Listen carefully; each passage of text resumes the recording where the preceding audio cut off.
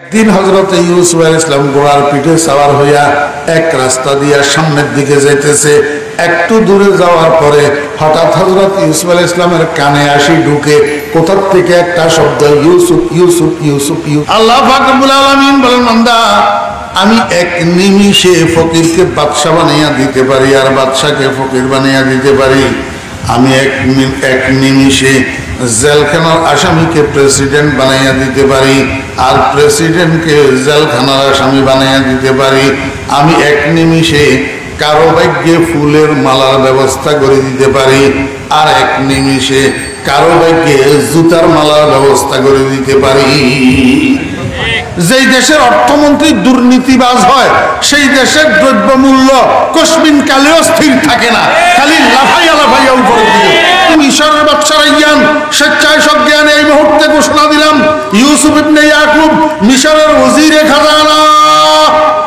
আলহামদুলিল্লাহ নাহমাদুহু ওয়া নাস্তাঈনুহু ওয়া নাস্তাগফিরুহু ওয়া নু'মিনু বিহি ওয়া নাতাওয়াক্কালু আলাইহি ونعوذ بالله من شرور أنفسنا ومن سيئات أعمالنا من يهد الله فلا مضل له ومن يضلله فلا هادي له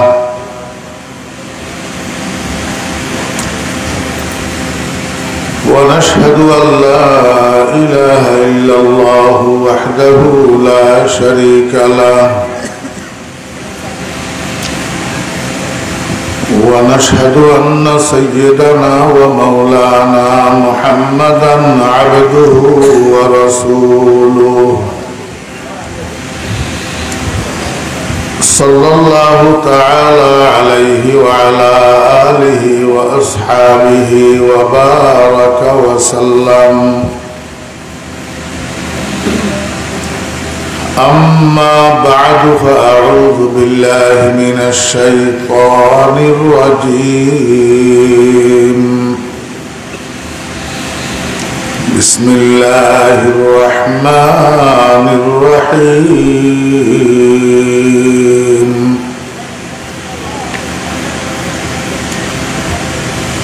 يا أيها الإنسان ما غرك بربك الكريم الذي خلقك فسواك فعدلك في أي صورة ما شاء ركبك. صدق الله مولانا العظيم.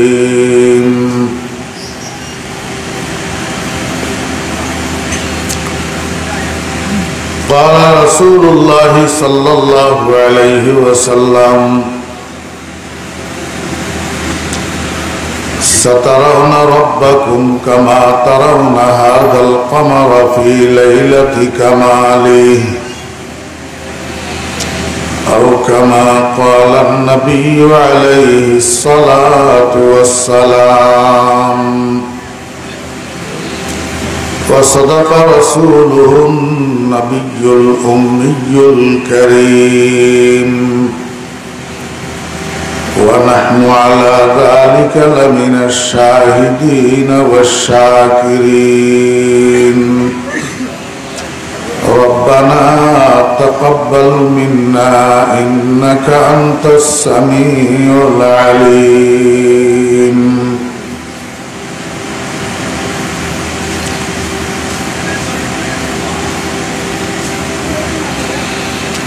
সম্মানিত সভাপতি,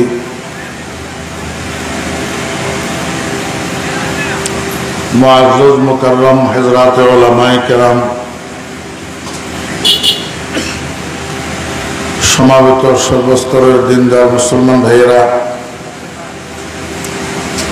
প্রাণপ্রিয় যুবক তরুণ ভাইয়েরা, ছাত্র ভাইয়েরা, পর্দার আড়ালের সম্মানিতা পর্দানসীমা ও বোনেরা,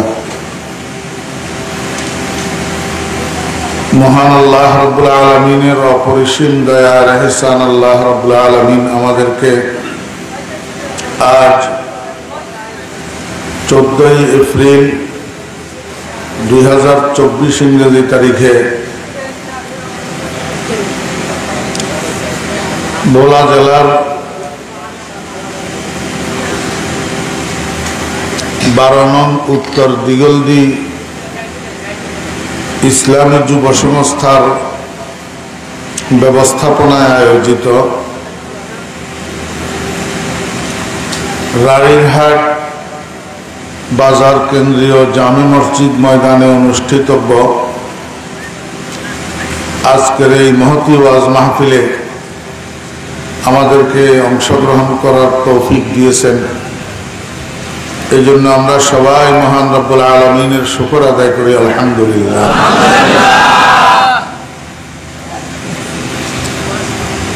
আমার একটা ব্যক্তিগত অভ্যাস,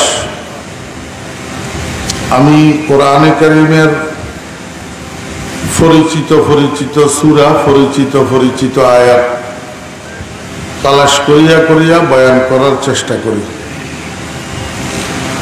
কারণ বয়ানের আয়াতটা বা সূরাটা, কোরআনে কারীমের অংশটা পরিচিত হইলে এটা মনে রাখতে সুবিধা হয়। আজকে আমি আপনাদের সামনে যে আয়াত তেলাওয়াত করছি, এটা আমাদের একটা অত্যন্ত পরিচিত সূরা, সূরাতুল ইনফিতার, যেটা নামাজের মধ্যে ইমাম সাহেবেরা খুব বেশি তেলাওয়াত করেন, বিশেষ করে ফজরের নামাজে। ইজা সামাউন ফাতারাত ওয়া ইদাল কাওয়াকিবুন তাসারাত, এটার নাম সূরাতুল ইনফিতার। এই সূরাতুল ইনফিতারের শুরুর দিকের আয়াত, ইয়া আইয়ুহাল ইনসান মা গাররাকা বিরাব্বিকাল কারীম। আল্লাহ সুবহানাহু ওয়া তাআলা এই আয়াতের মধ্যে ইরশাদ করেন, ইয়া আইয়ুহাল ইনসান, হে মানুষেরা। ইনসান মানে কথা কয় না। আমরা তো বাংলাদেশের 64 জেলায় বয়ান করি। অনেক জেলায় গেলে ভাষাগত তফাৎ হইয়া থাকে, বিশেষ করে বরিশাল। আমার বাড়ি তো ফেনী, তো ফেনীর ভাষা বৃহত্তম নোয়াখালীর ভাষা। এটা বৃহত্তম নোয়াখালীর কাটা ডিস্ট্রিক্ট না, এই জন্য নোয়াখালীর ভাষা। এবার বরিশাল গেলে ভাষায় মেলে না, চরমোনাই গেলে ভাষায় মেলে না।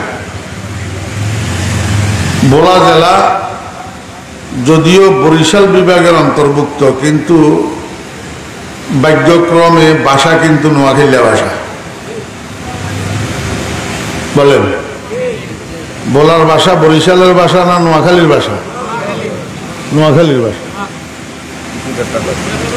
অতএব আপনাদের ভাষা আর আমার ভাষা এক, ভাষাগত তফাৎ নাই। বুঝাইতে সুবিধা, বুঝতে সুবিধা। জবানে यार मन तुर्की व मन तुर्की नमीदानम अगर बूदे चे खुशबू दे जुबानम दर देहाने ऊ। প্রেমিক প্রেমিক বলতেছে যে আমি যাকে ভালোবাসি তার ভাষা আর আমার ভাষা এক না। আমার বন্ধুর ভাষা হলো তুর্কি ভাষা, আমি কিন্তু তুর্কি ভাষা জানি না, যার কারণে মনের ভাবটা বন্ধুর কাছে পরিষ্কার করেই ব্যক্ত করতে পারি না। কত ভালো হইতো যদি আমার জিহ্বাটাও আমার বন্ধুর মুখের মধ্যে স্থাপিত হইতো, দুজনের ভাষা এক হইতো, তাহলে মনের ভাবটা বন্ধুর কাছে ব্যক্ত করতে পারতাম। অতএব একজনের মনের ভাব আরেকজনকে বোঝানোর জন্য দুজনের ভাষা এক হওয়া, এটা বহুত বড় সহায়ক। কথা বুঝেন নাই? চট্টগ্রামের মানুষ দেখা গেছে 1000 চেষ্টা করার পরেও শুদ্ধ ভাষা ঠিক করে বলতে পারে না। সিলেটের মানুষ অনেক উচ্চ শিক্ষিত হওয়ার পরেও শুদ্ধ করে বাংলা ভাষা বলতে পারে না। এটা কিতা মিয়া সাহেব খানেও যাইতে আরে বা আমার হয় প্লেনের উপরে কে কয় বড় এক নেতা, তখনকার বাংলাদেশের পররাষ্ট্রমন্ত্রী আমার কইরা কিতা মিয়া সাহেব খানু যাইরা, আমি সিলেট যাইতাম রে বা, শুদ্ধ ভাষা হইতে পারো। এরকম যদি ভাষা হয় একজনের মনের কথা আরেকজনকে বুঝাইতে কষ্ট না। আলহামদুলিল্লাহ, আল্লাহ পাকের শুকর যে আজকে আমার মনের ভাষা আপনাদেরকে বুঝাইতে আর আপনারা আমার কথা বুঝি লইতে কোনো অসুবিধা হবে না ইনশাআল্লাহ, কারণ ভাষা এক।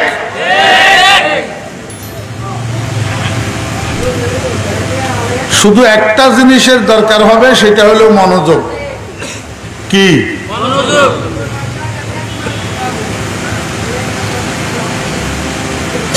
মনোযোগী সৌভাগ্যবান, আর অমনোযোগী উদাসীনের কপালে জাটা।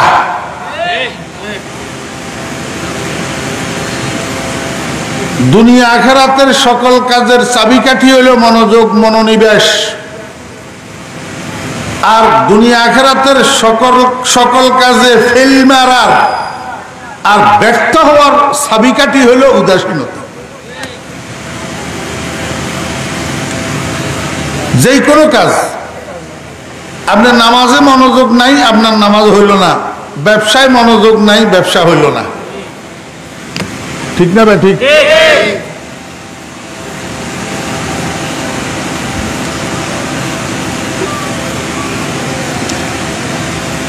আল্লাহ পাক বলেন, ইয়া আইয়ুহাল ইনসান, হে মানুষেরা, মা গাররাকা, কোন জিনিসে তোমাকে ধোঁকা দিল?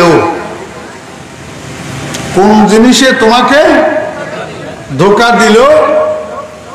ধোঁকা দিয়া তোমাকে ভুলাইয়া রাখলো বেরব্বিকাল কারীম, তোমার দয়ালু প্রভুটাকে। তোমার দয়ালু প্রভুটাকে কোন জিনিসে ধোঁকা দিয়া তোমাকে ভুলাইয়া দিল? কি রকম প্রভু? আল্লাযী খালাকাকা ফাসাওয়াকা ফাআদালাক, যেই প্রভু তোমাকে বানাইছে, যে প্রভু তোমাকে বানাইছে এবং তোমার অঙ্গ প্রত্যঙ্গগুলোর মধ্যে সামঞ্জস্যতা দিছে, এতেদাল দিছে। কোনটার সাইজ কিরকম হইলে, কোনটা কিরকম লম্বা হইলে, কোনটা কিরকম খাটো হইলে, কোনটা কিরকম মোটা হইলে, কোনটা কিরকম চিকন হইলে তোমার সুন্দর দেখাবে, সেই কামটা তোমার বডির ভিতরে করছে। আঙ্গুল কয়টা কয়টা দিছে? ছয়টা ছয়টা দিতে ফেললো না, চারটা চারটা দিতে ফেললো না। পাঁচটা আঙ্গুলের সাইজ এক একটার এক এক রকম, কেন পাঁচটা সমান সমান বানাইতে পারল না? আল্লাহ পাক রব্বুল আলামিন বলেন, বান্দা, এই সমস্ত রহস্যগুলো তুমি বুঝবে না, কারণ তুমি বানানেওয়ালা না, আমি বানানেওয়ালা। আমি বানানেওয়ালা এমন কারিগর, আমি বানানোর সময় দুনিয়াতে তুমি তোমার এই দুই হাত দিয়া সকল কাজ করবে, তো এই জন্য দুই হাতের মধ্যে আমি ডবল অক্ষরে আমার নামটা লিখে দিছি, যাতে কাজ করার সময় আমার নামটা তোমার মনে পড়ে, আকাম কুকাম যেন না করো।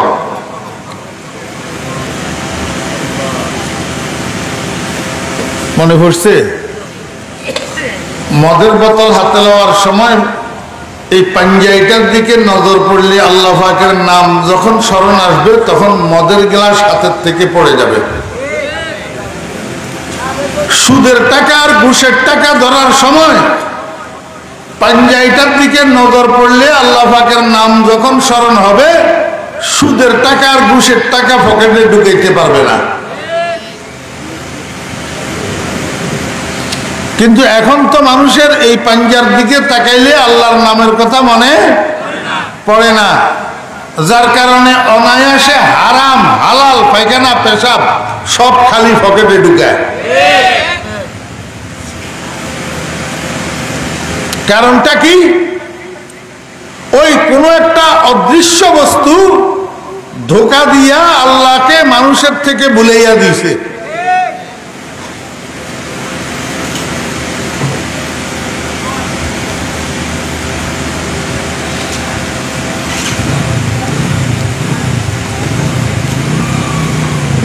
এটা হলো আয়াতের মোটামুটি শাব্দিক অনুবাদ। এখন এই আয়াতটা বোঝানোর জন্য আমি আপনাদেরকে একটা উদাহরণ দিই। উদাহরণের একদম শেষ পর্যায়ে গেলে তো আয়াত বুঝবেন। একদম শেষে উদাহরণটা কোনো কাল্পনিক কাহিনী নয়, এটা একটা বাস্তব কাহিনী।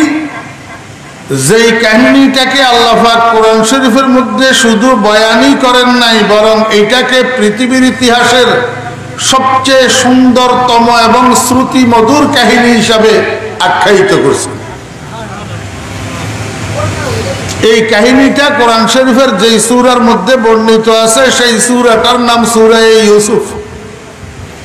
সূরা ইউসুফ কাহিনীটা আল্লাহর একজন নবী এবং ওনার স্ত্রী, নবীর নাম হলো হযরত ইউসুফ আলাইহিস সালাম আর ওনার স্ত্রীর নাম হলো জুলাইখা। এই দুইজনের কাহিনী। তবে কাহিনী এটার শুরু থেকে শেষ পর্যন্ত একদিনের মাহফিলে বলা যায় না। 3-4 দিন, এক সপ্তাহের মাহফিল, প্রতিদিন 1-1.5 ঘন্টা বয়ান করলে তো কোন রকম শুরু থেকে শেষ পর্যন্ত বয়ান করা যায়। আর আপনাদেরকে আমার শুধু কাহিনী বয়ান করা, কিচ্ছা কাহিনী বলা আমার উদ্দেশ্য না। উদ্দেশ্য হলো এমন কিছু পয়েন্ট আপনাদের সামনে আলোচনা করা, যেই পয়েন্টগুলা আমার আর আপনার দুনিয়া আখিরাতে উপকারে আসে, এইটা বলা উদ্দেশ্য। এই জন্য আয়াত বুঝানোর জন্য যতটুক দরকার ততটুক সংক্ষেপে আমি আপনাদেরকে উদাহরণস্বরূপ একটু বলবো, আপনারা মনোযোগ সহকারে শুনবেন।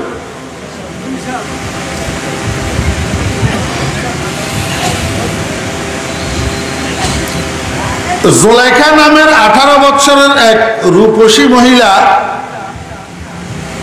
হযরত ইয়াকুব আলাইহিস সালামের ছেলে ইউসুফের উপরে আসক্ত হয়েছে। ইউসুফের উপর আসক্ত হয়েছে। যখন আসক্ত হয়েছে তখন হযরত ইউসুফ আলাইহিস সালাম নবী হন নাই, নবী হওয়ার আগের কথা। লম্বা ঘটনা, যদি আপনারা পুরাটা শুনতে চান তো ইউটিউবের মধ্যে আমার বয়ান আছে 3 পর্বে, ইউসুফ জুলাইখার বয়ান। আপনারা বলবেন হুজুর আপনিও কি ইউটিউবের ব্যবসা করেন? নাউজুবিল্লাহি মিন যালিক। 40 বছর আমার বয়ানের বয়স, আমার জীবনেও আমি একটা বয়ান কোনোদিন রেকর্ড করিনি। আর আমার সাথে কোনো খাদেম নেই, কোনো ফিএস নাই, কোনো সফর সঙ্গী নেই, কোনো ক্যামেরাম্যান নাই। কে করবে আমার বয়ান রেকর্ড? বাংলাদেশের কিছু কিছু মানুষ আমার বয়ান রেকর্ড করি করি ফেসবুকে আর ইউটিউবে দিয়া লক্ষ লক্ষ টাকা ইনকাম করে। কিন্তু আমি জানি না কারা করে, আমারে জিজ্ঞাসাও করে না, অনুমতিও নেয় না। এমনি আছে যে ঠিক, খালি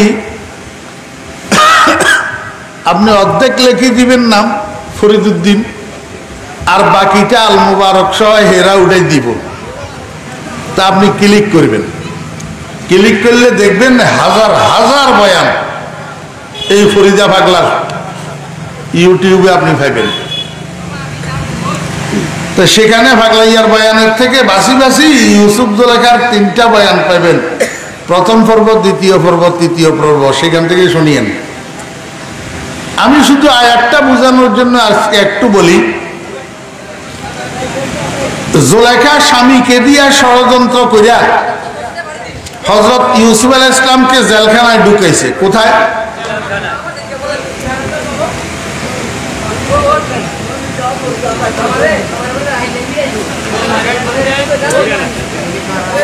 মুসলমান কি? মুসলমান তো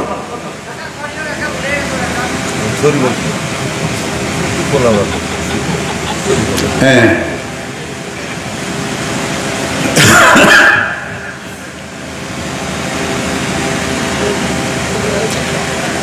জুলেখা হযরত ইউসুফ আলাইহিস সালামকে কোথায় ঢুকাইছে? জেলখানায় ঢুকাইলো কা? জুলেখা কি ইউসুফ আলাইহিস সালামের ভালোবাসে না? কি কর, ভালোবাসে না? তো ভালোবাসলে ভালোবাসার মানুষের মানুষ আরাম দেয় না কষ্ট দেয়? হ্যাঁ, তো জেলখানা আরামের জায়গা নি না কষ্টের জায়গা? তো জুলেখা ইউসুফ আলাইহিস সালামের যদি ভালোবাসি থাকে তাহলে জেলখানায় কষ্টের জায়গায় ঢুকাই কেন? হ্যাঁ, নিজের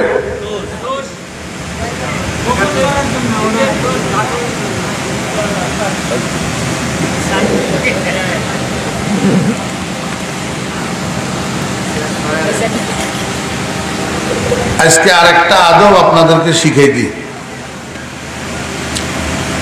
সাহাবায়ে কেরামকে রাসূল আকরাম সাল্লাল্লাহু আলাইহি ওয়াসাল্লাম যদি কোনো কিছু জিজ্ঞেস করতেন, জানা থাকা সত্ত্বেও সাহাবায়ে কেরাম বলতেন আল্লাহু ওয়া রাসূলুহু আ'লাম, আল্লাহ এবং আল্লাহর রাসূল বেশি জানে। তার মানে উনারা বলায় সর্বস্ব ছিলেন না, শুনায় সর্বস্ব ছিলেন। আপনি বলতে গেলেন কেন? আপনার কাজ হলো আমার থেকে শোনা। আমি প্রশ্ন করতেছি, আবার আমি তো উত্তর দিব।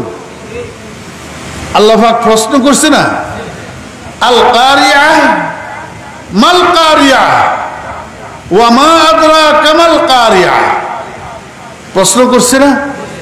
আবার উত্তর দিছে কে? আল্লাহ নিজে। আপনি কেন উত্তর দিতে গেলেন? আমি এখানে একটা পয়েন্ট বুঝানোর উদ্দেশ্যে প্রশ্ন করতেছি, আপনার থেকে উত্তর শোনার জন্য না। জাযাকুমুল্লাহ।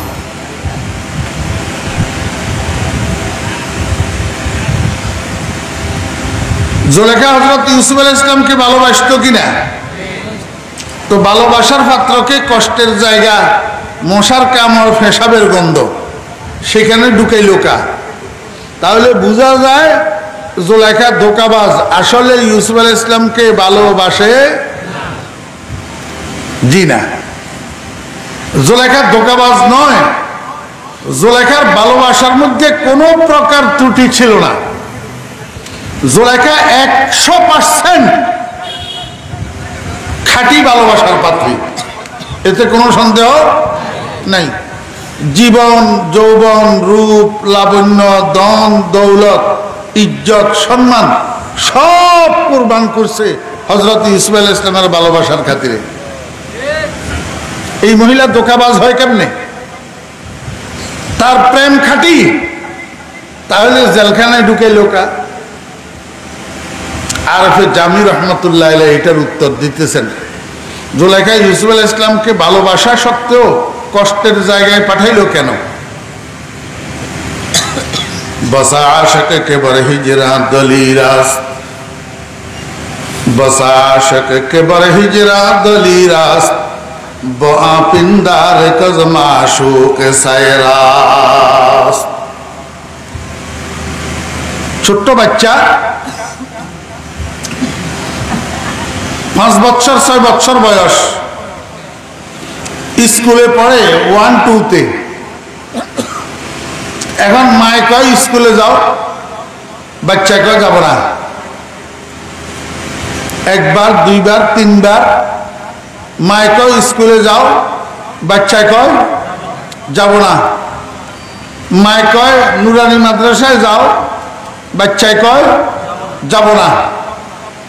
তো পেয়ারা গাছের ডাল আছে না, মানে চিকন চিকন ধান গাছের মতো, তো পেয়ারা গাছের ডাল একটা ভাঙ্গি লইছে, ভাঙ্গি ফাঁয়ের উপর 3-4টা আঘাত লাগাইছে। এই 3-4টা খাই, এবার নাচতে নাচতে কয় যাইতেছি যাইতেছি যাইতেছি যাইতেছি, যাবো যাবো যাবো।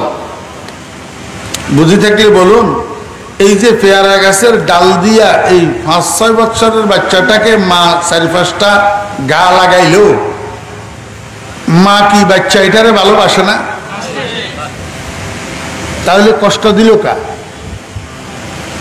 যখন ভালোবাসার পাত্র আয়ত্তে আসে না, ভালোবাসার পাত্র কথা মানে না, তখন হালকা একটু শাস্তির ব্যবস্থা করা হয় ভালোবাসার পাত্রটাকে আয়ত্তে আনার জন্য, কথা মানানোর জন্য।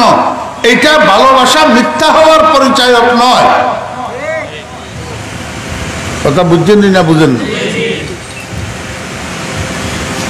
আল্লাহ পাক রব্বুল আলামিন বলেন, ওয়ালা নাবলুওয়ান্নাকুম বিশাইইম মিনাল খাউফি ওয়াল জুই ওয়া নাকসিম মিনাল আমওয়ালি ওয়াল আনফুসি ওয়াস সামারাত।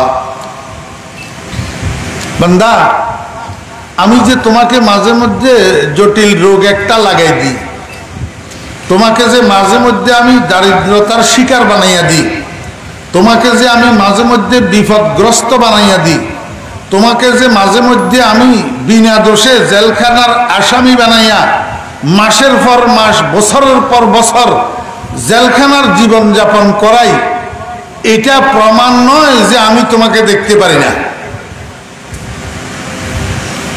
আমি তোমাকে দেখতে পারি না।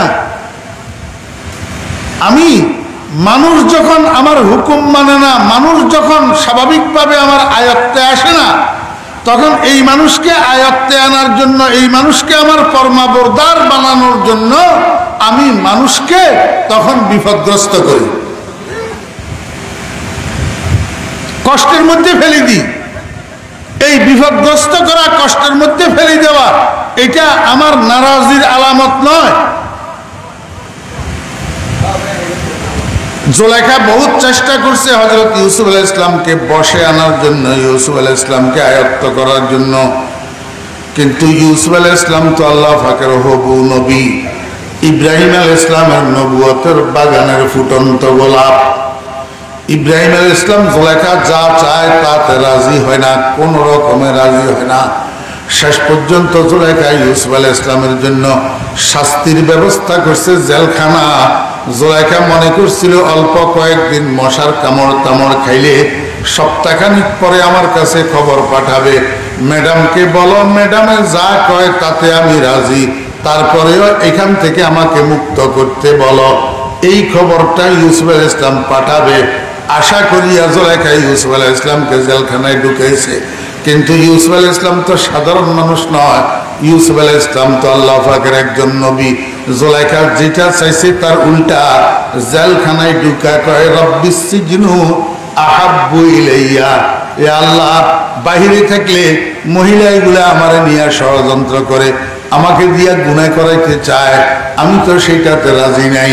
এই জন্য জেলখানার জীবনটাই আমার কাছে পছন্দনীয়, তুমি আমার জন্য জেলখানার জীবন বরাদ্দ করে দাও। তো নবীর দোয়া না,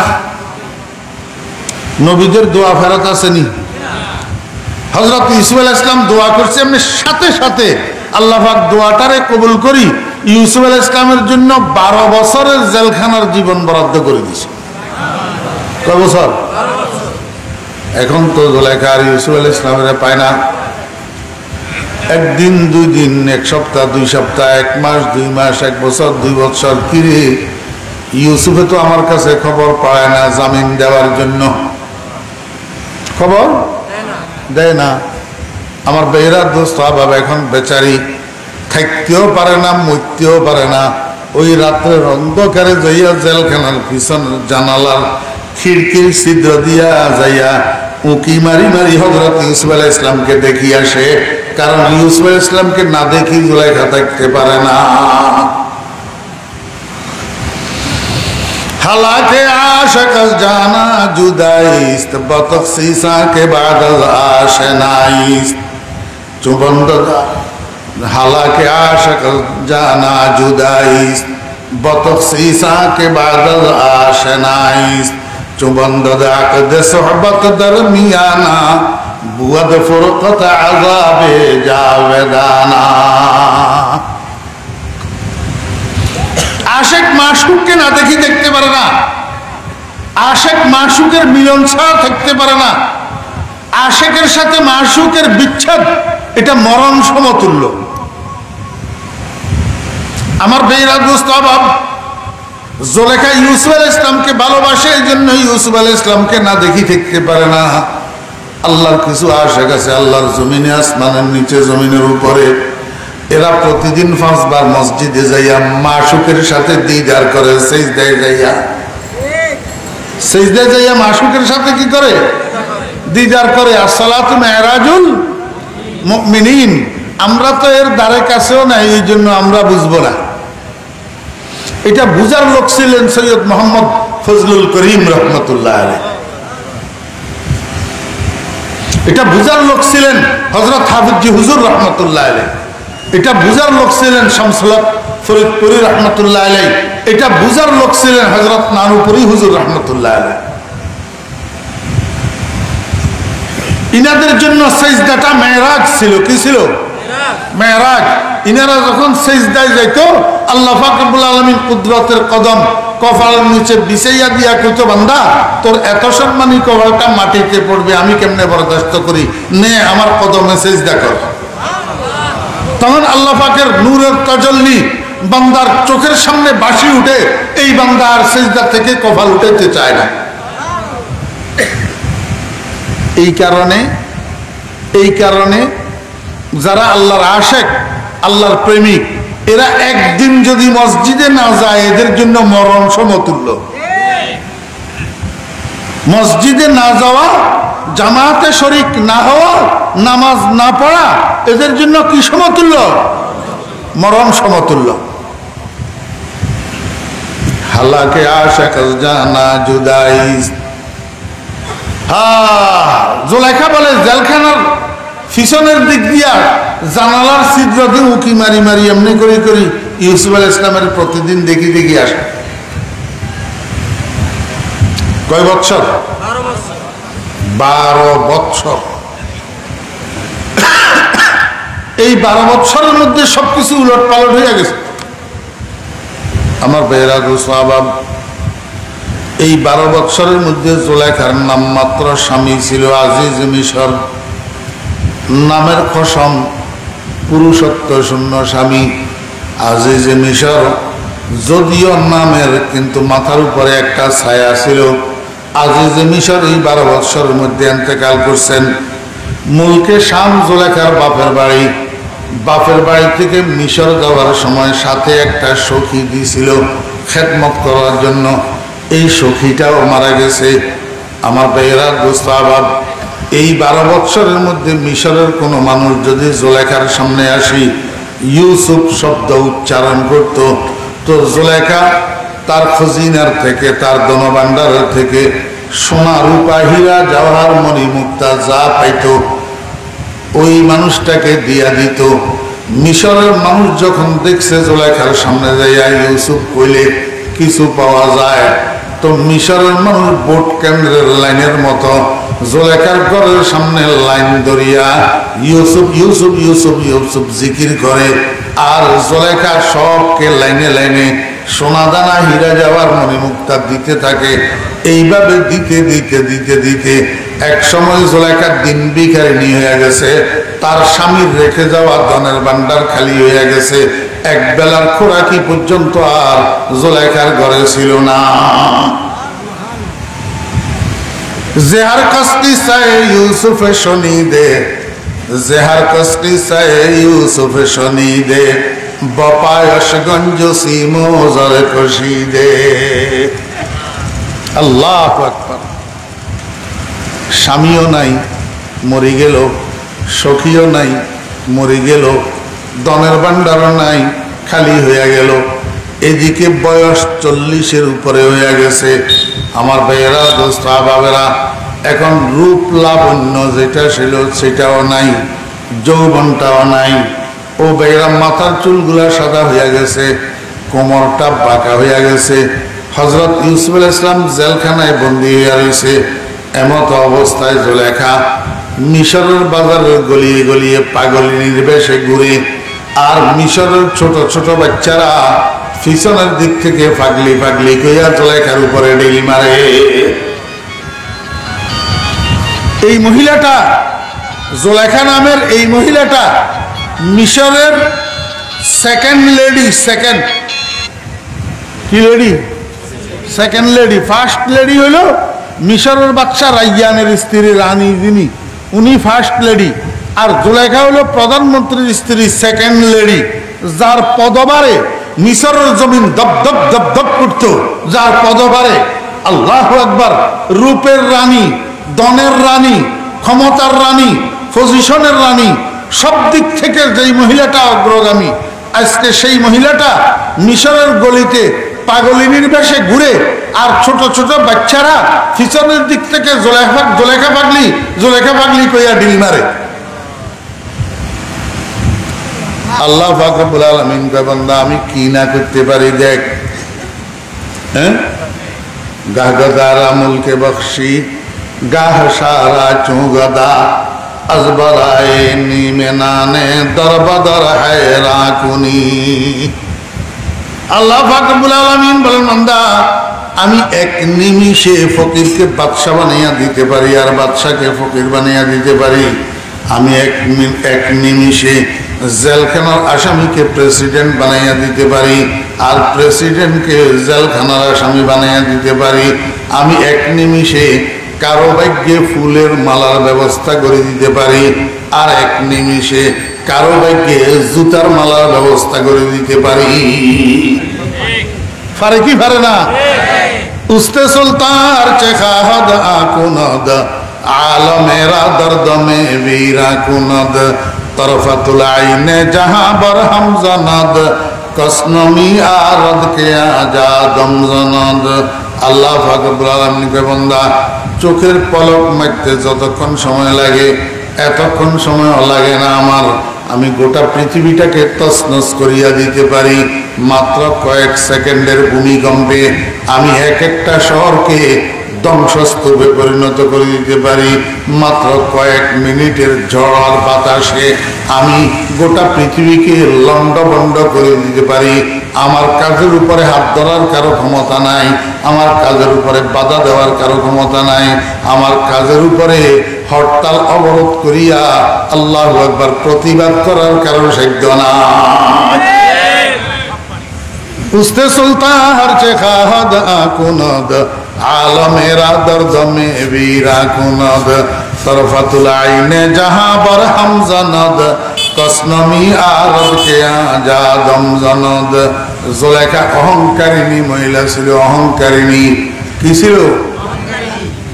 রূপের অহংকার। হযরত ইউসুফ আলাইহিস সালামের যুগে ইউসুফ আলাইহিস সালামের থেকে সুন্দর কোন পুরুষ যেমনি ভাবে ছিল না, জুলেখার থেকে সুন্দরী রূপসী কোনো মহিলা ছিল না। এই জন্য জুলেখার কাছে রূপের অহংকার। জুলেখার কাছে কি? রূপের অহংকার। আরফে জামি রহমতুল্লাহ আলাইহি মোহাব্বত নামার মধ্যে জুলেখার রূপের বর্ণনা করছে। ওই যে বললাম, একদিনে তো এত কথা বলা সম্ভব না। কেমন রূপসী ছিল জুলেখা। রূপের অহংকার, ধনের অহংকার করতো, ধনের অহংকার, ক্ষমতার অহংকার করতো। প্রধানমন্ত্রীর স্ত্রী। কিসের স্ত্রী? প্রধানমন্ত্রীর স্ত্রী। এখন আমাদের দেশে বর্তমান পৃথিবীতে ক্ষমতার অহংকার আছে না নাই? হ্যাঁ, এমপি সাহেবের মেয়ের ননদের জামাইয়ের বাগিনার ঘরের নাতি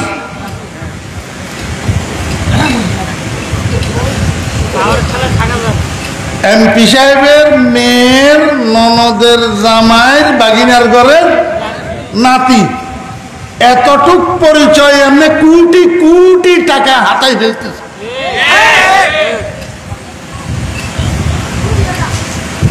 এতটুক পরিচয়ের প্রভাব এমপি সাহেবের আত্মীয়। এমপি সাহেবের কেমন আত্মীয়, এবারে কতটুক লম্বা আত্মীয় বুঝলেন তো? এমপি সাহেবের মেয়ের ননদের জামাইয়ের বাগিনার ঘরের নাতি, কেমন আত্মীয়? এতটুক আত্মীয়তার প্রভাবে মানুষ মারি সাফাই করে ফেলতে। তাহলে জুলেখার কাছে ক্ষমতার প্রভাব আছে না? প্রধানমন্ত্রীর স্ত্রী না ম্যাডাম? তো কি ম্যাডাম না? ক্ষমতার অহংকার আছে না? আল্লাহ পাক রব্বুল আলামিন কয়, দুনিয়ার মানুষেরা খবরদার, কোন সময় শিক্ষার অহংকার করবি না, জ্ঞানের অহংকার করবি না, ক্ষমতার অহংকার করবি না, পদের অহংকার করবি না, রূপের অহংকার করবি না, ধনের অহংকার করবি না, জনের অহংকার করবি না। আমি আল্লাহ সব কিছু বরদাস্ত করতে পারি, কিন্তু অহংকার বরদাস্ত করতে পারি না। সব সময় আমার শুকর আদায় করবি, আমার প্রতি কৃতজ্ঞতা প্রদর্শন করবি, তাহলে আমি তোকে নেয়ামত আরো বাড়িয়ে দেব। আল্লাহু আকবার। আর যদি কৃতজ্ঞতার পরিবর্তে ইতরামি করস, অহংকার করস, আমি আজকে তোর জন্য যদিও সেলিউট জুটাই, আগামী দিন তোর জন্য আবার রিমান্ডের ব্যাগ জুটাইয়া দেব। ইতরামির ফসল, ইতরামির ফসল। জোলেখা ইতরামি হইতো তো। আল্লাহ পাক রব্বুল আলামিন জীবদ্দশায় ফকিরের বেশ বানাইয়া, আল্লাহু আকবার, পাগলিনীর বেশ বানাইয়া মিশরের বাজারে ঘুরাইয়া দেখাইয়া দিছে, ও মিশরবাসী দেখ, যেই জোলেখা এত গর্বকারিণী ছিল, এত অহংকারকারিণী ছিল, এত দর্পকারিণী ছিল, দুপুর দুপুর করে জমিনের উপরে হাঁটতো, দর্প দেখাইয়া দেখাইয়া আজকে সেই মহিলার পিছনের দিক থেকে মিশরের ছোট্ট ছোট্ট বালকেরা জোলেখা পাগলি কইয়া কইয়া ডিল মারে। আমি আল্লাহ কি না করতে পারি? খবরদার বেশি অহংকার করবি না, বেশি অহংকার করলে আমি কম্পিউটারের মধ্যে ভাইরাস ঢুকাইয়া দেব। এবার রাস্তায় রাস্তায় সিগারেটের প্যাকেট তালাশ করা ছাড়া আর উপায় থাকবে না।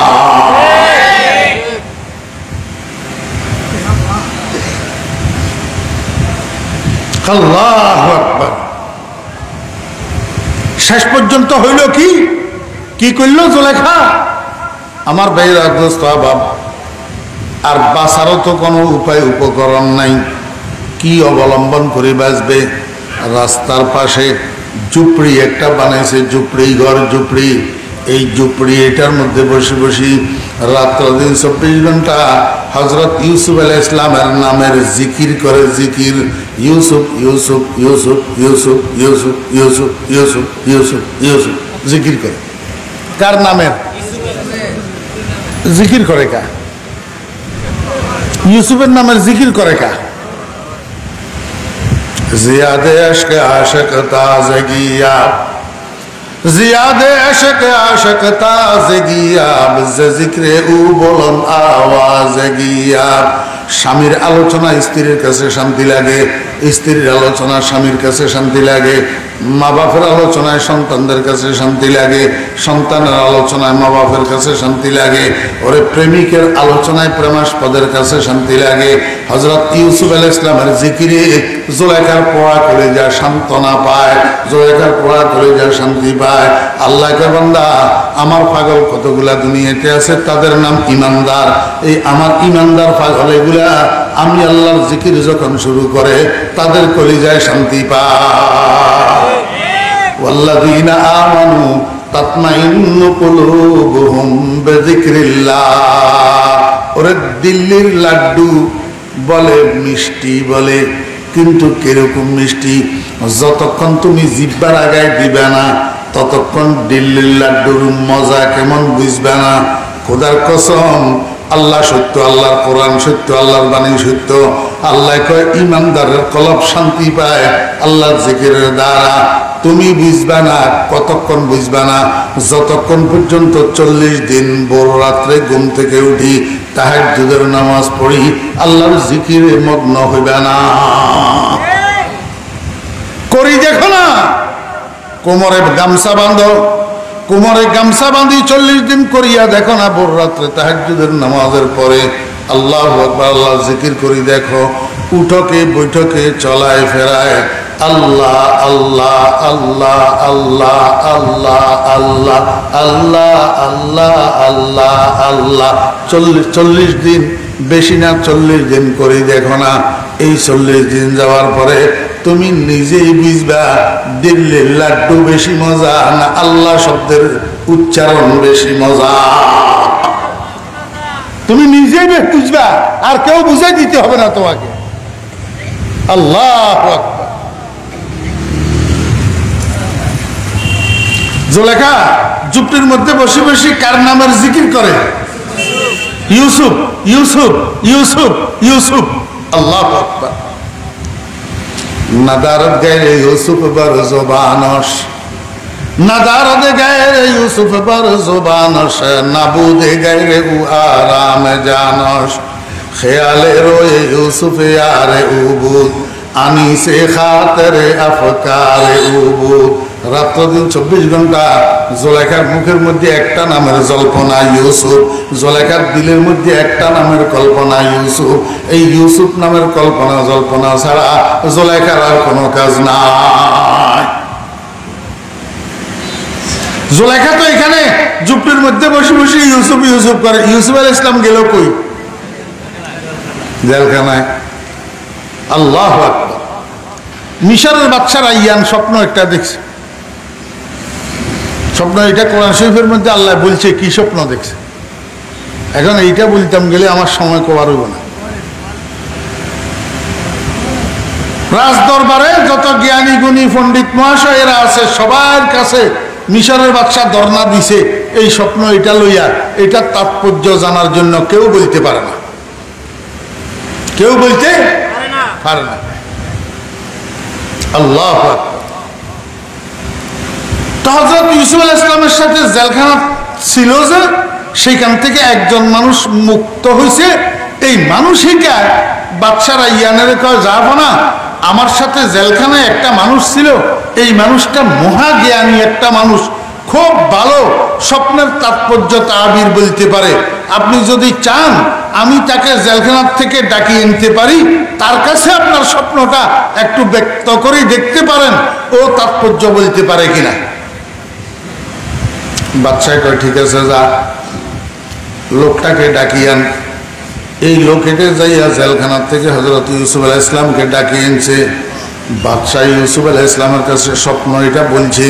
হযরত ইউসুফ আলাইহিস সালাম স্বপ্ন এটা শোনার পরে কয় যা আপনা, আপনার স্বপ্নের তাৎপর্য হইল অল্প কিছুদিনের মধ্যে আপনার দেশের মধ্যে, আপনার রাজ্যের মধ্যে, মিশরের মধ্যে দুর্ভিক্ষ দেখা দিবে, অভাব অনটন দেখা দিবে, খাদ্য সংকট দেখা দিবে, খাদ্যের অভাবে কাতারে কাতারে মানুষ মারা যাবে। আল্লাহু আকবার। আপনার পক্ষে এই দুর্ভিক্ষ কন্ট্রোল করা কঠিন হবে। এই দুর্ভিক্ষ থেকে আপনার দেশের অর্থনীতিকে কাটাইয়া উঠানো বড় কঠিন হবে। এই তাৎপর্য বলে দেওয়ার পরে হযরত ইউসুফ আলাইহিস সালামকে আবার জেলখানায় পৌঁছাই দেওয়া হয়েছে। হযরত ইউসুফ আলাইহিস সালাম আবার জেলখানায় চলে গেছে। এদিকে অল্প কিছুদিন যাওয়ার সাথে সাথে হযরত ইউসুফ আলাইহিস সালাম যা বলছে তা হয়েছে। আল্লাহু আকবার। কঠিন দুর্ভিক্ষ দেখা দিছে আমার ভাইয়েরা, খাদ্যের সংকট দেখা দিছে, রাষ্ট্রীয় কোষাগারগুলা, রাষ্ট্রীয় খাদ্য গুদামগুলা খালি পড়ে রয়েছে, মানুষ খানার জন্য হাহাকার করতেছে, ক্ষুধার যাতনায় কাতারে কাতারে মানুষ মারা যাইতেছে। বাদশা নীরব দর্শকের ভূমিকায় তাকাইয়া তাকাইয়া দেখে, কিন্তু কিছু করার নাই। বাদশা কোন রকমের দেশটাকে দুর্ভিক্ষের কবল থেকে মুক্ত করতে পারে না। শেষ পর্যন্ত বাদশার মনের মধ্যে আসলো, হায় রে, যেই মানুষটা এই সামনের কথাটা আমার স্বপ্ন শুনিয়া বলে দিতে পারল, এই স্বপ্নের তাৎপর্য হিসাবে সেই মানুষটা তো নিশ্চয় মহাজ্ঞানী মানুষ, তাকে আরেকবার ডাকিয়ে আনি, একটু পরামর্শ চাই। কি করলে আমার দেশটা দুর্ভিক্ষের কবল থেকে মুক্ত হইতে পারে। আমার ভাইয়েরা, দোস্ত আবাব, যেই চিন্তা সেই কাজ। ওই মানুষিকারে আবার পাঠাইয়া জেলখানায় হযরত ইউসুফ আলাইহিস সালামকে বাদশা ডাকিয়ে এনেছে। হযরত ইউসুফ আলাইহিস সালাম এসে পরে বাদশা কয়, হুজুর আপনি তো একজন মহাজ্ঞানী মানুষ, এমনভাবে স্বপ্নের তাৎপর্য বললেন, আমি অক্ষরে অক্ষরে বাস্তবায়িত পাইলাম আপনার কথা। এখন আমাকে একটু পরামর্শ দেন, কি করলে আমার দেশটার দুর্ভিক্ষ দূরীভূত হবে, অভাব অনটন দূরীভূত হবে, আমার দেশের অর্থনীতি মজবুত হবে। আল্লাহু আকবার, আমাকে একটু পরামর্শ দেন। আল্লাহর পয়গম্বর হযরত ইউসুফ আলাইহিস সালাম কয়, যা আপনা আপনার দেশটাকে দুর্ভিক্ষের কবল থেকে মুক্ত করতে হইলে আপনার দেশের অর্থমন্ত্রী পরিবর্তন করতে হবে। কি করতে হবে?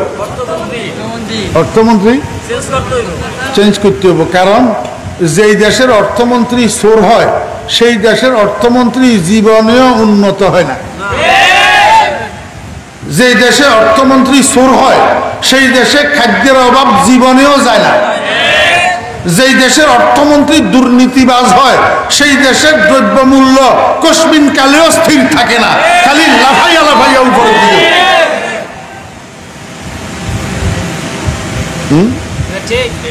হযরত ইউসুফ আলাইহিস সালাম কয়, জাফনা অর্থমন্ত্রী পরিবর্তন করেন। অর্থমন্ত্রী বাদশা কয়, হুজুর কি অসুবিধা, আমার অর্থমন্ত্রী তো ঠিক আছে। হযরত ইউসুফ আলাইহিস সালাম কয়, হুজুর ঠিক নাই। কয়, কেমনে ঠিক নাই? কয়, যেই কোনো দেশের অর্থমন্ত্রী হওয়ার জন্য তার কাছে দুইটা গুণ লাগবে। কয়টা গুণ? দুইটা গুণ। এক নম্বর গুণ হলো আল্লাহু আকবার, ইলমে মালিয়াতের গুণ। আরেকটা গুণ হলো হেফাজতে মালিয়াতের গুণ। একটা গুণ হলো জনগণের আল্লাহু আকবার অর্থ কোথা থেকে সংগৃহীত হবে আর কোথায় ব্যয় হবে, সোর্স অফ ক্রেডিট কি হবে, সোর্স অফ ডেবিট কি হবে, এই দুটোটা সম্পর্কে অর্থনীতির প্র্যাকটিক্যাল নলেজ লাগবে। খালি MBA BBA পাস করলে হবে না, খালি চার্টার্ড অ্যাকাউন্টিং পাস করলে হবে না, খালি অক্সফোর্ড থেকে অর্থনীতির উপরে ডিগ্রি করে আসলে হবে না।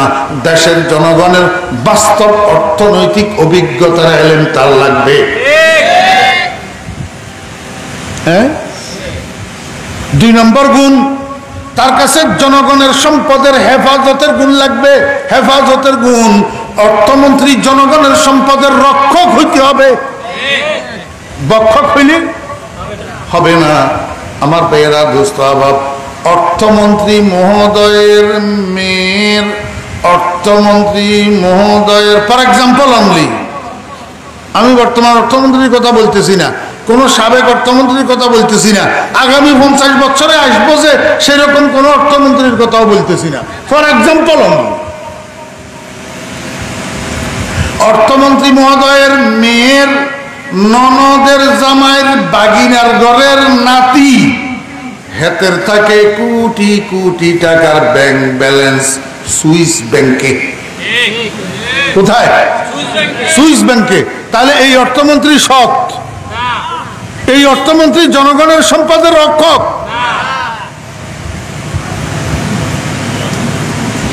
আমার ভাইয়েরা, দোস্ত আবাব, অর্থমন্ত্রীকে জনগণের সম্পদের রক্ষক হইতে হবে। দেশের জনগণের একটা টাকা কোন দিকে অপাত্রে খরচ হইতেছে এটা অর্থমন্ত্রী কোনদিন অনুমোদন করবে না।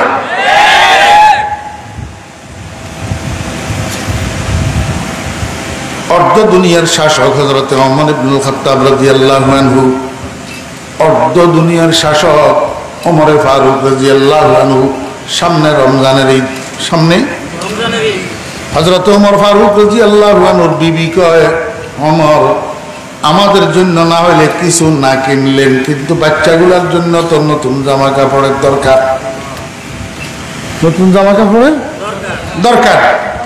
হযরত ওমর ফারুক রাদিয়াল্লাহু আনহু কয়, বিবি আমার কাছে টাকা নাই, আমার কাছে টাকা নাই। হযরত ওমর ফারুক রাদিয়াল্লাহু আনহু সাহাবী একজনকে দিয়া ওমর ফারুক রাদিয়াল্লাহু আনহুর যিনি ওজিরে খাজানা ছিলেন, আল্লাহু আকবার, অর্থমন্ত্রী ছিলেন, ওনার কাছে লিখে একটা চিঠি পাঠাইছেন, আমার ওজিরে খাজানাকে যাইয়া বলো আমাকে 1 মাসের বেতনটা অগ্রিম দেওয়া যায় কিনা? অগ্রিম দেওয়া যায় কিনা? আমার বিবি বলতেছে বাচ্চাদের জন্য ঈদের নতুন জামা কাপড়ের দরকার, এখন আমার কাছে টাকা নাই। হযরত ওমর ফারুক রাদিয়াল্লাহু আনহু যিনি অর্থমন্ত্রী ছিলেন, উনি চিঠি এটার অপর পৃষ্ঠে লিখি পাঠাইছেন, খলিফাতুল মুসলিমিন, মহামান্য প্রেসিডেন্ট, আমি আপনাকে 1 মাসের বেতন অগ্রিম দিতে আমার তো কোনো আপত্তি নেই, তবে আপনি যদি আমাকে 2টা জিনিসের গ্যারান্টি দিতে পারেন তাহলে আমি দিতে পারি। 1 নম্বর গ্যারান্টি হলো 1 বছরের বেতন, 1 মাসের বেতন যে আপনি অগ্রিম নিবেন, অর্থাৎ আগামী মাসের 1 তারিখ থেকে 30 তারিখ পর্যন্ত বেতন নিবেন, এখনো পর্যন্ত এই মাস শেষ হয় নাই, তাহলে যেই 1 মাসের বেতন অগ্রিম নিবেন সেই 1 মাসের শেষ পর্যন্ত আপনি হায়াত পাবেন, যে তার গ্যারান্টি দেন, তার গ্যারান্টি দেন। আমার ভাইয়েরা, দোস্ত আহবাব, হযরত ওমর ফারুক রাদিয়াল্লাহু আনহু যখন এই চিঠি পড়ছে চোখের পানি ছাড়িয়ে দিয়েছে। আশেপাশে যারা ছিল তারা মনে করছে হযরত ওমর ফারুক রাদিয়াল্লাহু আনহু অর্থমন্ত্রীর উপরে নারাজ হয়েছে, বিরক্ত হয়েছে, অপমান বোধ করছে, এই জন্য চোখের পানি ছাড়িয়ে দিয়েছে। মানুষ জিজ্ঞেস করে, মা আবকা কায়া খলিফাতুল মুসলিমিন, হুজুর আপনাকে কিসে কাঁদাইলো, আপনি কাঁদলেন কেন? কয় এইটা আমার কোনো পেরেশানির অশ্রু নয়, এটা আমার আনন্দ অশ্রু, আমি আনন্দে কাঁদতেছি। আল্লাহ পাক রব্বুল আলামিন মুহাম্মদুর রাসূলুল্লাহ সাল্লাল্লাহু আলাইহি ওয়াসাল্লামের উম্মতের মধ্যে এমন লোক বুঝি বানাইলো যেই লোক ওমরের মতো মানুষকে শুধরাই দিতে পারল। ওমরের মতো মানুষকে কি করলো? শুধরাই দিতে দিল। হযরত ওমর ফারুক রাদিয়াল্লাহু আনহু বিবিরে ডাকিয়া কয়, বিবি আমার পক্ষে তোমার ছেলে মেয়েদেরকে ঈদে নতুন জামা কাপড় কিনিয়া দেওয়া সম্ভব না। আর এখন ফুতন্নি দল ঈদ উপলক্ষে লক্ষ লক্ষ টাকা মার্কেটিং করে জনগণের টাকা।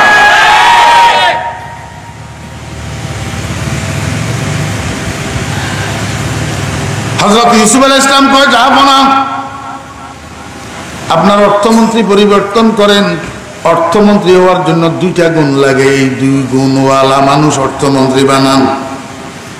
মনোযোগ আসেনি? এই 2 গুণওয়ালা মানুষ অর্থমন্ত্রী বানান। মিশরের এই বাদশা রাইয়ানে কয়, হুজুর কইছেন তো কথা ঠিক, কিন্তু 12 বাড়ি গৃহস্থ 13 বাড়ি চোর, জায়গার নাম হারামখোর, আমি এই 2 গুণের মানুষ পাবো কই?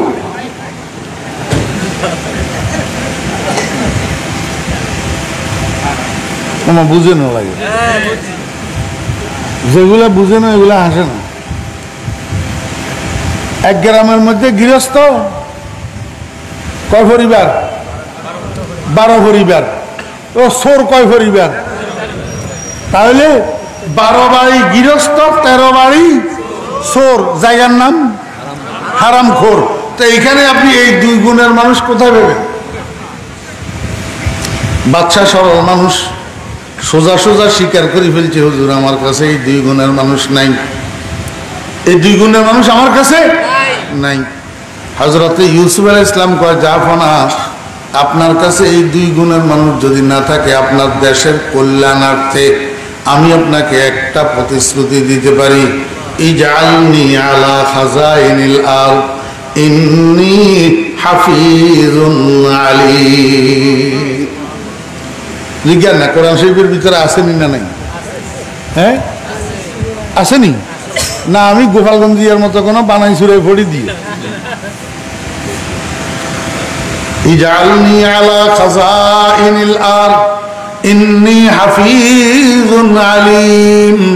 বাদশা বাহাদুর, আপনার দেশের অর্থমন্ত্রী আমারে বানাইয়া দেন, আমারে বানাইয়া দেন, কারণ আমি হাফিজ, আমি জনগণের সম্পদের রক্ষক, জনগণের সম্পদের রক্ষক, আমি জনগণের সম্পদের বক্ষক নই। কারণ বাপদাদা চোর হইলে সন্তান চোর হয়, আমার বাপদাদার 14 গোষ্ঠীর ভিতরেও চোর নাই। আমার আব্বা নবী, আমার দাদা নবী, আমার ফরদাদা নবী, ফরদাদার ফরদাদা নবী, আমার আব্বার নাম ইয়াকুব, তিনিও নবী। আমার দাদার নাম ইসাক, তিনিও নবী। আমার পরদাদার নাম ইব্রাহিম, তিনিও নবী। আমি ইব্রাহিমের নবুয়তের বাগানের পরিস্ফুটিত পবিত্র ফুল। আমার নিজের ভিতরে আল্লাহ পাক নবুয়তের ভেদ লুপ্ত রেখেছেন। অতএব বাপ ভালো তার বেটা ভালো, মা ভালো তার জি, গাই ভালো তার বাছুর ভালো, দুধ ভালো তার ঘি। আমার বন্ধুরা মনে কষ্ট নেবেন না, আপনি নিজেই দিন ধর্ম বুঝেন না, আপনার সন্তানেরা দিন ধর্ম কোথার থেকে বুঝবে? দিন ধর্মের ক্ষতি হয় এমন কাজের থেকে বাঁচবে কিভাবে? আপনি নিজেই তো বুঝেন না, অতএব সন্তানকে বুঝাইতে পারেন না।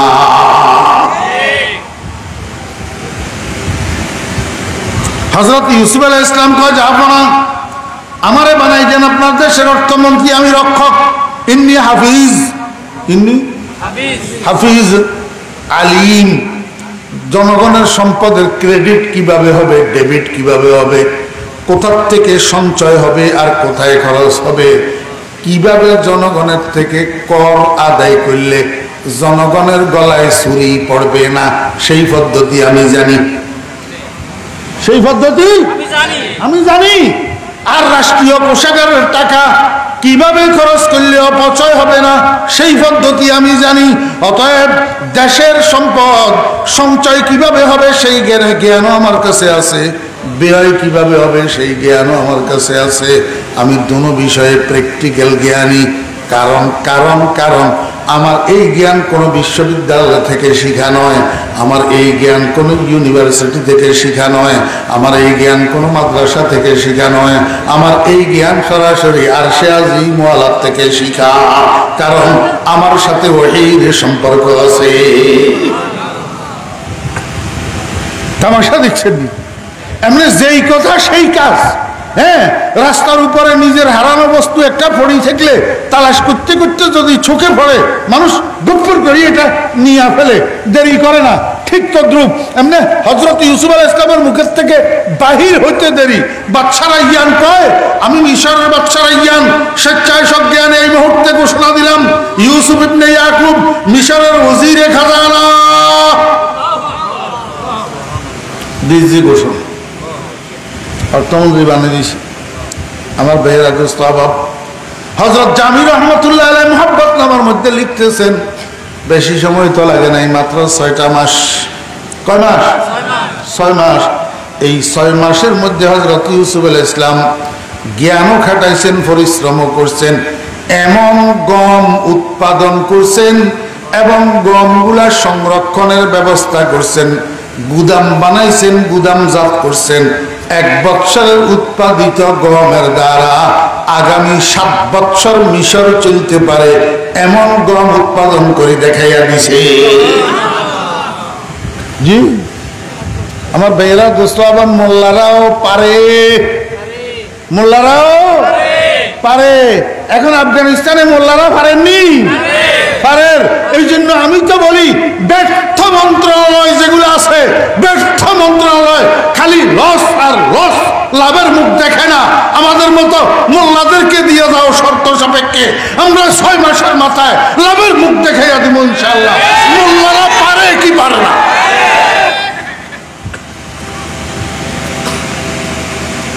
মোল্লারা পারে না?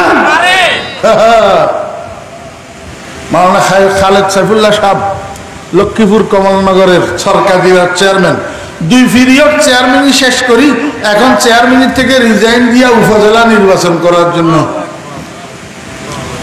পারে কি পারে না? পারে। তোমরা তো সারা জীবন আমাদেরকে দূরে সরাই সরাই রাখো, তোমরা কো মোল্লারা শুধু মসজিদ মাদ্রাসা লই থাকবে, মোল্লারা রাজনীতিতে আসে কেন? তো মোল্লাদের প্রতিভা বিকশিত হবে কেমনে, দেখাবে কেমনে যে তোমাদের থেকে অনেকের থেকে মোল্লারা অনেকে ভালো পারে?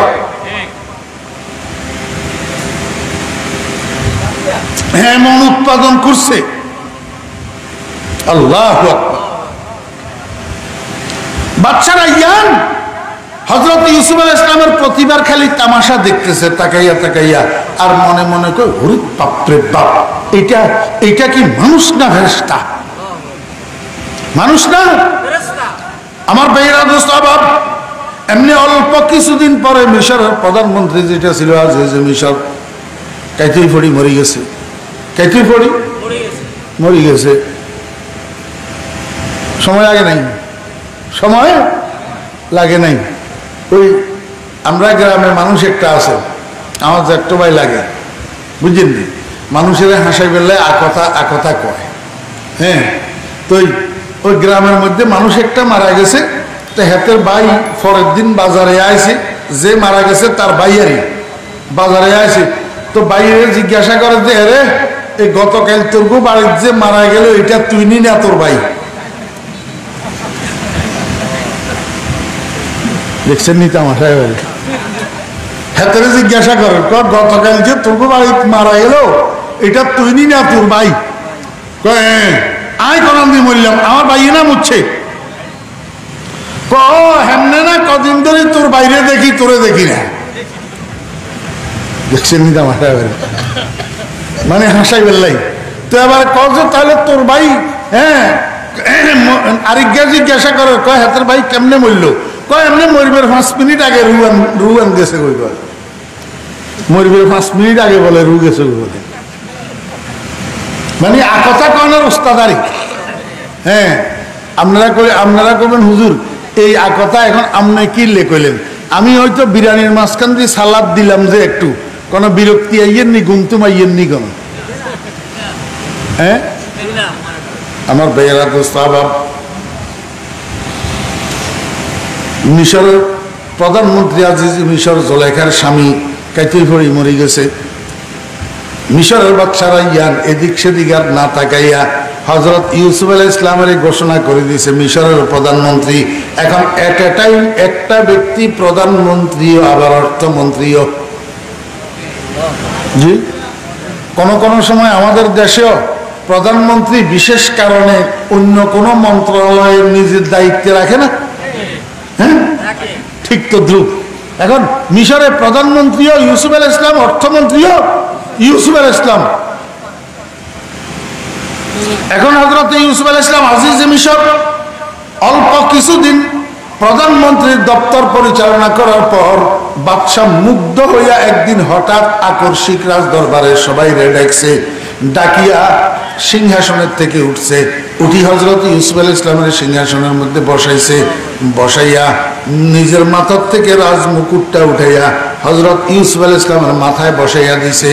এইবার দাঁড়াইয়া বাদশার ইয়ান ঘোষণা দে, আমি মিশরের বাদশারা ইয়ান ঘোষণা দিচ্ছি যে স্বেচ্ছায় সজ্ঞানে আমি বলছি এই মুহূর্তে আমি আমার রাজত্ব ইউসুফকে দিয়ে দিলাম। এখন থেকে মিশরের বাদশা আমি রাজ্ঞান নই, এখন থেকে মিশরের বাদশা ইউসুফ ইবনে ইয়াকুব। এখন হযরত ইউসুফ আলাইহিস সালাম কি হয়ে গেলেন? মিশরের বাদশা হইয়া গেলেন। এইবার চতুর্দিকে গোড়ায় আরোহণ কইরা রাজ দরবারের কাজকর্ম পরিচালনা করেন। কোনোদিন গোড়াতে সওয়ার হইয়া এদিকে যায়, কোনোদিন গোড়াতে সওয়ার হইয়া এদিকে যায়। এরকম যাইতে যাইতে একদিন হযরত ইউসুফ আলাইহিস সালাম ঘোড়ার পিঠে সওয়ার হইয়া এক রাস্তা দিয়া সামনের দিকে যাইতেছে। একটু দূরে যাওয়ার পরে হঠাৎ হযরত ইউসুফ আলাইহিস সালামের কানে আসি ঢুকে কোথা থেকে একটা শব্দ ইউসুফ ইউসুফ ইউসুফ ইউসুফ যেন বাঁশি আসতেছে। হযরত ইউসুফ আলাইহিস সালাম ঘোড়ার লাগাম টানি দিচ্ছে, কিরে এই আওয়াজ আসে কোত্থেকে? ঘোড়ার থেকে নামছে, ভালো করে শোনার চেষ্টা করছে, দেখতেছে বেশি দূরের থেকে না, এই পাশে যে ঝুপড়ি আছে ঝুপড়ির থেকে আওয়াজ আসতেছে। হযরত ইউসুফ আলাইহিস সালাম ঝুপড়ির দরজায় যাইয়া ভিতরে উকি মারে দেখে বুড়ি মহিলা একটা নিচের দিকে তাকাইয়া বসে বসে ইউসুফ নামের জিকির করতে আছে। হযরত ইউসুফ আলাইহিস সালাম উৎসাহী হইয়া মহিলাটাকে বুড়িটাকে চিনার জন্য চেষ্টা করছে, কিন্তু অনেক চেষ্টা করিও সফল হইতে পারে নাই। হযরত ইউসুফ আলাইহিস সালাম বুড়িকে চিনতে পারে না, চিনতে গোড়াটারে ঘুরাইয়া হযরত ইউসুফ আলাইহিস সালাম আবার রাজ দরবারে চলে গেছেন। যাইয়া সিপাহী একটাকে পাঠাইছে, ও সিপাহী যাও অমুক জায়গায় রাস্তার পাশে একটা ঝুপড়ির মধ্যে দেখবা বুড়ি মহিলা একটা বসে বসে ইউসুফ ইউসুফ করতে আছে। এই বুড়িটাকে জানি না, বুড়িটারে হাতে ধরি আমার সিংহাসনের সামনে আনিয়া দাঁড় করাইয়া দাও।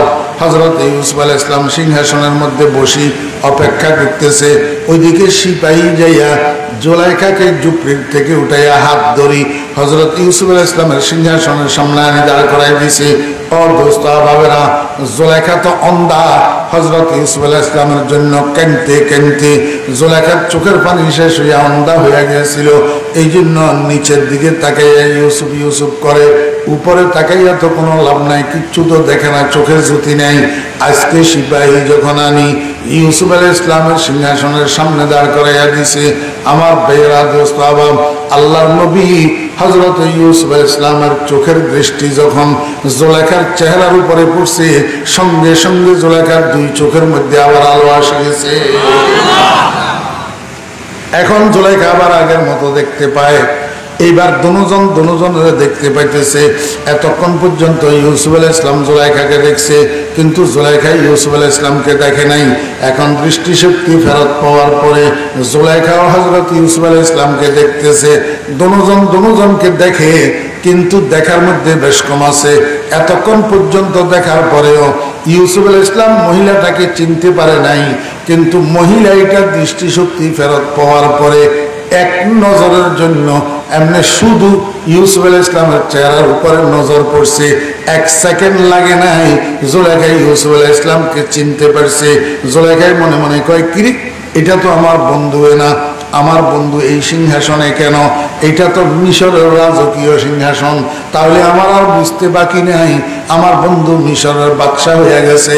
এই অনুভূতি জুলাইখার মধ্যে যখন আসছে, জুলাইখার মন খুশি হইয়া মুখের মধ্যে মুস্কি একটা হাসি ফুটে উঠছে। জুলাইখা মিটমিট করে করে হাসে। এই হাসিটা হযরত ইউসুফ আলাইহিস সালামের জন্য আশ্চর্যের কারণ হইয়া গেছে। হযরত ইউসুফ আলাইহিস সালাম আশ্চর্য বোধ করিয়া জুলাইখাকে জিজ্ঞাসা করে, ও বুড়ি, কে তুমি, কোথায় তোমার বাড়ি, কি তোমার নাম, কি তোমার পরিচয়? তোমাকে চিনি না, জানি না, তুমি পরিচিত মানুষের মতো আমার দিকে তাকাইয়া হাসলা কেন? আগের নাম ঠিকানা পরিচয়টা বলো না। যে বসখন্দি দনশ ইউসুফ আজবে কর, আজু নাম নিশানে ওয়ে তলবে কর। আমার বেরা দোস্তাবাব, হযরত ইউসুফ আলাইহিস সালাম জুলাইখার কাছে নাম ঠিকানা পরিচয় জানতে চাইছে। জুলাইখা সোজা সোজা উত্তরটা দিলেই তো আমি জুলাইখা, এই কথা বললে হযরত ইউসুফ আলাইহিস সালামের শোনারও বাকি থাকতো না, জানারও বাকি থাকতো না, চিনারও বাকি থাকতো না। কিন্তু জুলাইখা হযরত ইউসুফ আলাইহিস সালামকে সোজা এই উত্তরটা না দিয়া অনেক দূরের থেকে ঘুরাইয়া তারপরে উত্তর দিতেছে। কি কয়? বগফতানমকে চোরো এ তুদিদম, তোরা আজ जुमला आलम्बर गुजीदम, जवानी दर गमत बर्बाद करदम, बदी पीरी के मी बीनी फतादम, गिरफ्ती शाहिद दौलत दरागोश, मुरा एक बारगी कर दी फरामोश। জুলাইখা কয়, ইউসুফ, আমি তোমার দিকে তাকাইয়া হাসলাম কেন তোমার কাছে আশ্চর্য লাগতেছে? তার চেয়ে বেশি আশ্চর্য লাগতেছে আমার কাছে, কারণ তুমি তো জানো আমি কোন মহিলা। আমি ওই মহিলা, আল্লাহু আকবার, প্রথম বয়সে 3 রাত্রি একটানা তোমাকে স্বপ্নে দেখি, স্বপ্নের মধ্যে তোমার রূপ দেখি, পাগল হইছি। স্বপ্নের মধ্যে তোমার থেকে পরিচয় পাইছি, তোমাকে পাওয়ার জন্য মিশর আসছি। একটা পুরুষত্ব শূন্য স্বামীর সংসার করলাম জীবনভর, আমার রূপ লাবণ্য 2 পয়সার কাজে আসলো না। ও ইউসুফ, তোমার নামে ইজ্জত সম্মান শেষ করলাম, তোমার নামে ধন দৌলত শেষ করলাম, তোমার নামে রূপ যৌবন কোরবানি দিলাম। আজকে তুমি কিনা আল্লাহু আকবার সামান্য মিশরের বাদশাহীটা কোলে পাইয়া আমার মতো দয়ালু মহিলাটাকে কেমনে ভুলিয়া গেলা? গ্রেফতি শাহেদে দৌলত দরাগোশ, মোরা একবার গি কর দি ফরামোশ। আল্লাহু আকবার, আমি তো তোমার অনেক দয়ালু মহিলা, আমি তো মিশরের বাজার থেকে স্বামীর ধনের ভান্ডার খালি করে তোমার খরিদ করিয়ে আনছিলাম। সামান্য মিশরের বাদশাহীটা কোলে পাইয়া আমার মতো দয়ালু মহিলাটাকে কেমনে ভুলিয়া গেলা? ও বেরা দোস্ত আবাব, আমার আল্লাহ কয়, ও দুনিয়ার মানুষেরা, জুলাইখা যা কিছু করছে নিজের একতরফা প্রেমকে সফল করার জন্য করছে। এটা তো ওয়ান সাইডেড অ্যাফেয়ার্স ছিল, এখানে আমার ইউসুফের কোনো ভূমিকা ছিল না। জুলাইখার একতরফা ভালোবাসা, এটাকে সফল করার জন্য জুলাইখা এত কিছু করছে। তারপরেও যদি জুলেখা আমার ইউসুফকে খোঁটা দিয়া বলতে পারে, মিশরের বাদশাহী কোলে পাইয়া আমার মতো দয়ালু মহিলাটাকে কেমনে বলিয়া গেলা? ও দুনিয়ার মানুষেরা, তোদেরকে আমি একটু খোঁটা দিয়া জিজ্ঞাসা করতে পারি না? ইয়া আইয়ুহাল ইনসান মা গাররাকা বিরাব্বিকাল কারীম।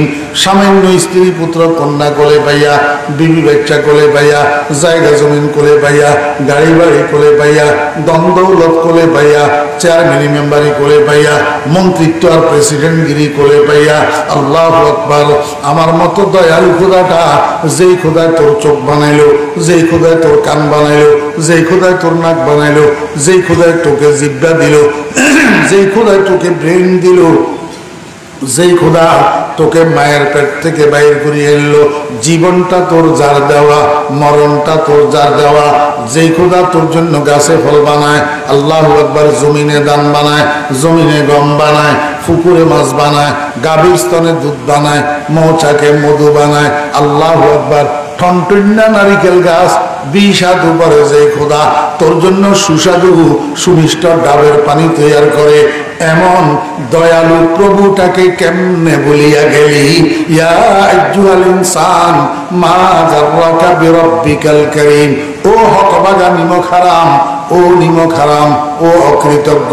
শ্বশুর বাড়িতে যাইতে পারস, নানার বাড়িতে যাইতে পারস, খালার বাড়িতে যাইতে পারস, বন্ধু বান্ধবের বাড়িতে যাইতে পারস, তোর কর্মস্থলে যাইতে পারস, দোকানে যাইতে পারস, অফিসে যাইতে পারস, রাজনীতির অফিসে যাইতে পারস। ও হতভাগা পোড়া কুবাইল্লা, মসজিদে কেন যেতে পারস না? তোর মতো নিমক হারাম তো দুনিয়াতে আর নাই। ওয়া ইন্নাল ইনসানা লিরাব্বিহি লাকানুত। এবার আয়াত বুঝছেননি?